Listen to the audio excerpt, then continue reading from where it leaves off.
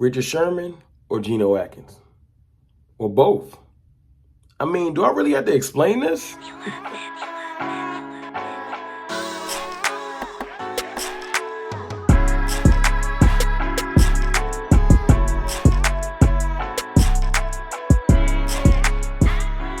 What's good, people?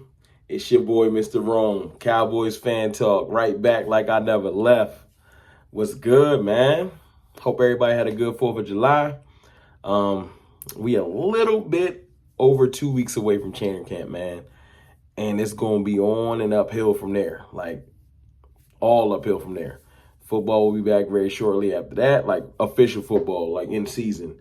And we going to be good for months. So, you know what I'm saying?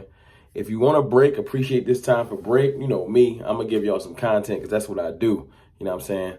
And like I said, I'm always thinking about the boys. So the thing I want to touch on today is if we brought in some free agent help, who should it be?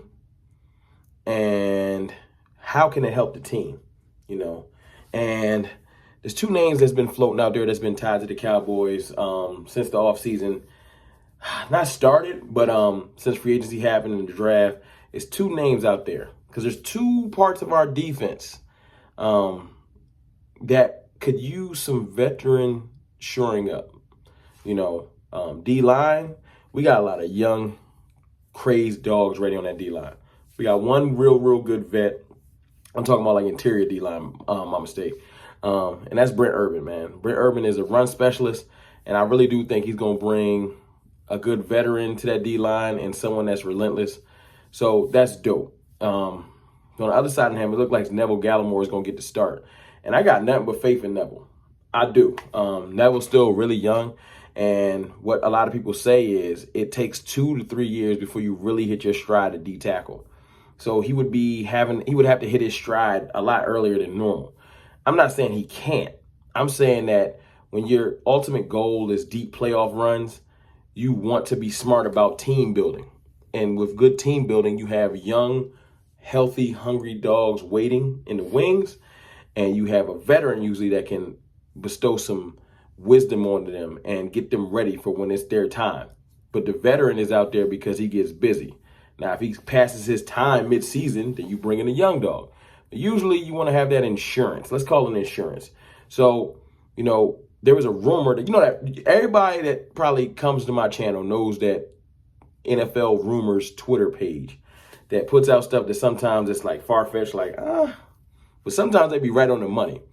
And apparently the rumor that was out, I think around Friday-ish, if I'm not mistaken, was Geno Atkins to meet with the Cowboys after the holiday weekend. So that would put it between today and tomorrow, if it happens, or let's just say soon.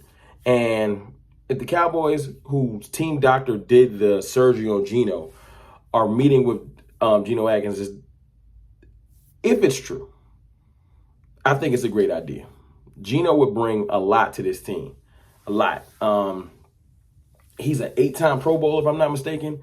The thing that's limited him recently, of course, is injury. And it's football, man. Everybody gets injured at some point.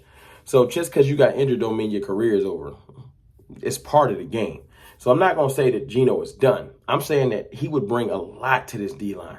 A lot. You know what I'm saying? Because he's an established D tackle that has pass rush and run stopping capabilities. He would add so much to this team. I would definitely be up for it. And at this time of year, it wouldn't even cost us that much money. Because when you sign this late into the year, you can't really demand a big bag. You kind of take what you can get. And with Geno probably trying to get another bag, he probably come in for that 1-year mercenary deal. That's what we'll call it. You know. And speaking of 1-year mercenary deals, another player that keeps getting linked to the Cowboys is Richard Sherman. You know, and Richard, let's just say this. Richard is not just linked to the Cowboys. Richard is linked to multiple teams. And recently, I think it's his old team, the Seahawks. There's been rumors about him going back to the Niners and even the Saints. So it's not that interest for Richard isn't out there. But I'm curious to wonder why he's waiting. Like, I feel like if Richard wanted to sign with a team, he could. But he's just waiting. And I wonder what spot he's waiting for.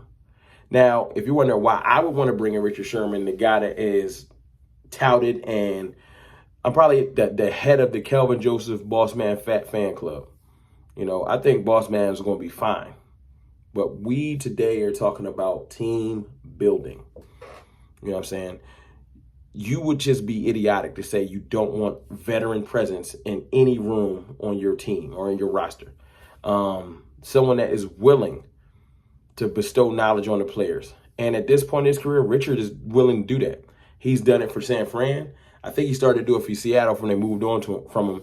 And he even had one of our rookies, Deshaun Wright, the one that compared himself to Richard Sherman, and contacted Richard Sherman, and they chopped it up, told him that this is reported. This ain't just me saying it, that if you need anything, reach out to me. I got you. Well, there's no better way to reach out to him than if he's on the team.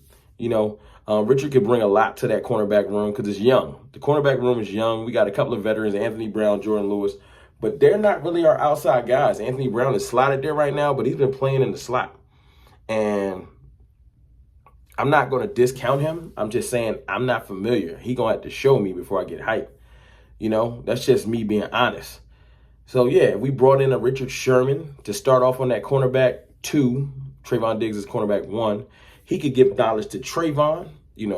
He can give knowledge to Boss Man, to any of the corners on his roster that they might not have, man. Richard is what? His stats, he a 5-time Pro Bowler, 3-time All-Pro, Super Bowl champion, 36 interceptions, 5 forced fumbles, 484 tackles, a 90-plus coverage rating over his whole career. And he was a 5th-round pick, so he can relate to Deshaun Wright and some of these players, the defenders that got drafted later that people don't think can be an impact. That's a prime example of a player that was drafted later that can bring immediate impact to a team, to a Super Bowl team. Now, before y'all get hype in the comments and say, stop comparing the Legion of Boom to the Cowboys defense, I'm not doing that. I'm saying that if we could bring in a veteran presence from the Legion of Boom, I just don't understand why it would be considered a bad thing to bring in Geno Atkins, shore up that D-tackle line. We got D-Law, veteran, established veteran, multiple-time Pro Bowler. We got Randy Gregory, who has always, in his short sample size, every time he gets on the field, he makes hay. Randy Gregory is being underrated because he never really got a chance to stay on the field consistently because he battled with the marijuana thing. That's a wrap. So giving him a full season, I feel like he's going to show out, man.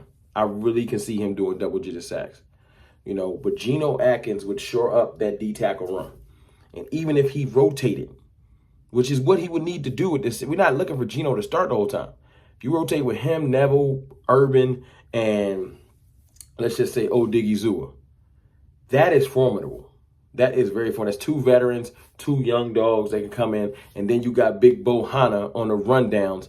Like, that's very shored up of a D-line. So I would love to bring him in to pair with our other DNs and stuff like that. Then the linebacker core, we got mad linebackers. So we straight there. Corner is Trayvon Diggs, Jordan Lewis, and then a whole bunch of kind of question marks. Because Anthony Brown is okay, but he still has some more to prove to me before I'm super comfortable. Everyone's out on Boss Man Fat Man. I'm a fan, but there's a lot of people that just think that apparently since he didn't have a great OTAs, that it's a wrap, he should just retire, which is stupid to me. But that's just what's going on. And then you got the safety room. You got Donovan Wilson, who I have faith in.